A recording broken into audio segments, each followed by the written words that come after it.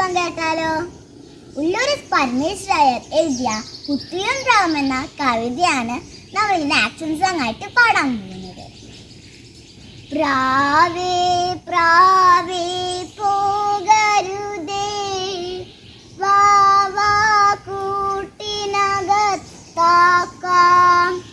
പാലും പഴവും പോരെങ്കിൽ ചോറും കറിയും ഞാൻ നൽകാം. കൊള്ളാം കുഞ്ഞേ നിന്നിഷ്ടം, തള്ളാൻ പാടില്ലെന്നാലും ഞാനങ്ങോട്ടേക്കില്ലിപ്പോൾ മാനം നോക്കി പോകുന്നു. അയ്യോ പ്രാവേ പോകരുതേ, പയ്യും ദാഹവുമുണ്ടാമേ, വേനൽക്കാലത്ത്